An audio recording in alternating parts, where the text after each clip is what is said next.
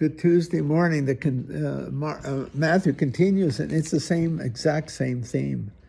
And he brings out, I'll show it to you, I'll read it to you. The demoniac, that's someone possessed by a devil, okay, who could not speak, was brought to Jesus. And when the demon was driven out, the mute man spoke. Now the crowds were amazed and said, nothing like this has ever been seen in Israel. But the Pharisees said, he drives out demons by the prince of demons. Those poor men, as holy as they were in their own way, by being so committed to the rules and the laws, the Mosaic law, they failed to see the fulfillment of that law in Christ. It's a terrible line. He drives out demons by the prince of demons. Christ is anything but demonic. He makes whole. He doesn't fraction. He doesn't render something silent. He makes it articulate. Just the opposite. See? The demonic, the mute man began to speak. He began to articulate himself. He wasn't isolated anymore. So he said, Jesus went around to all the towns and villages, teaching in their synagogues, proclaiming the gospel of the kingdom, and curing every disease and illness, making whole what was disjointed and torn apart. At the side, there's a great line. This has got to be what the church is thinking it's got to be, okay? At the sight of the crowds, his heart was moved with pity for them because they were troubled and abandoned like sheep without a shepherd. Boy, if that isn't a description of the contemporary world, I don't know what it looks like. And he's right when he says to his disciples, the harvest is abundant, but laborers are few. Ask the master of the harvest to send out laborers for his harvest.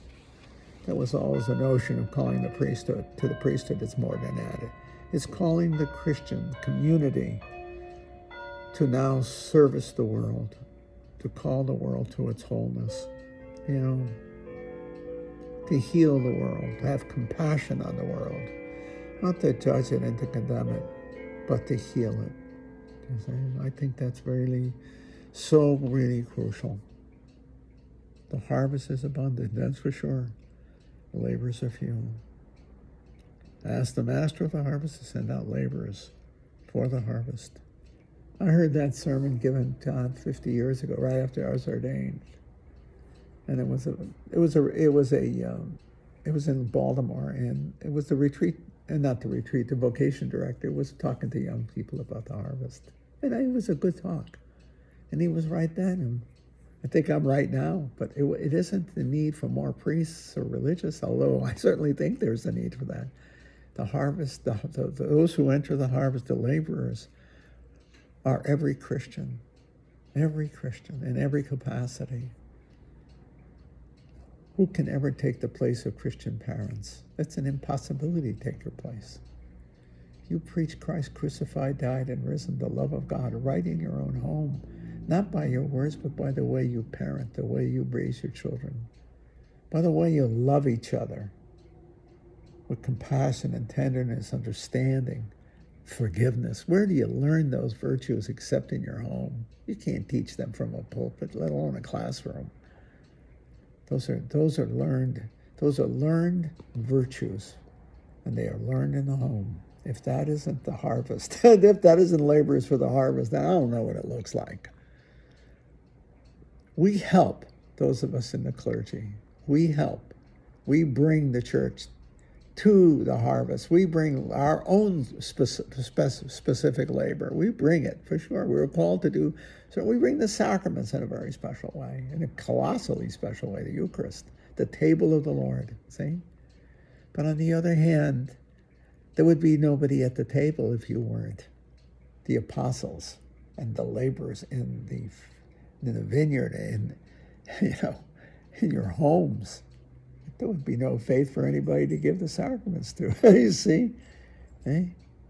We're all in it, and as it were, we're all called to labor in our own way, in our own vocations.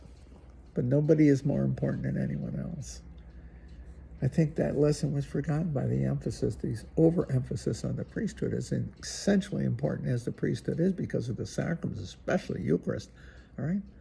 But also is to forget that The ministry of the laborer of the laborer in the harvest is as much the parents and the families and the husbands and the wives, the single people. The people of God are all laborers in the harvest, all with all our own special vocations or special callings. Each one is essential to the life of the faith. Not one is more important than the other. One is, in a sense, we're all essential in the role we are called to play. I mean that. I believe that. I know what I was called to do, and I try to do it. I hope you call when you say, I do at the altar, when you're consecrating yourselves to each other in marriage and you have a family. You are laborers in the harvest. A sacred moment. It's when we were baptized, we were called to be laborers in the harvest. For the harvest, that's the way to say it. I believe that. I believe we're in it together. In the harvest. And the harvest is ready. It's abundant.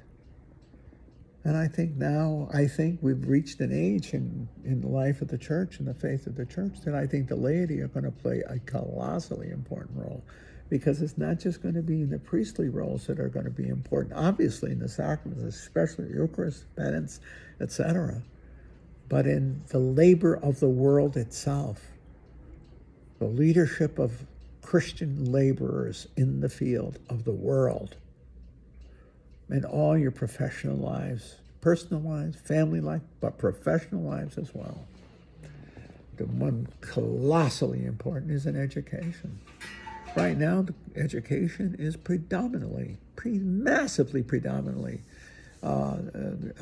staffed by lay people. Even the Catholic schools. For every religious teaching in a Catholic school, you got 15 that are lay people. Rightfully so. Look at the university where I am in SLU. How many Jesuits are actually teaching compared to lay people? I don't know, but a tiny fraction. I don't think it's less than 1%. I don't know that. Okay? And we witness to the faith. All of us do, in our capacity as scholars and teachers. Okay? Kindergarten teachers, whether, to teach the love of God, the reality and the love of God.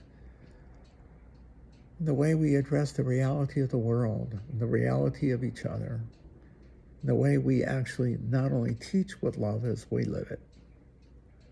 We form a community of life and love. I mean that. And I think right now we're entering the great age of the laity. In every leadership position, virtually, apart from the very narrow element within the priesthood and the episcopacy, lay leadership is vastly led by lay people. And I said that poorly. But the leadership of the world is in the laity. And the role of the lay leader is essential now. I am sure of that, actually. This is a great age because the harvest is massive. And the leadership in the laborers is going to come from all quarters. We're all called to make a difference, to enter into the harvest, to labor in the harvest. I'm not saying any of that well today. I think you're tolerating me. But you know my thought. I see us all as essential laborers in the harvest, for the harvest. All of us, each in our own vocational calling. We're called to enter the harvest, to enter, get into the harvest and to labor within it effectively. I'm not saying anything well here, but I'm trying. Anyway, just a thought.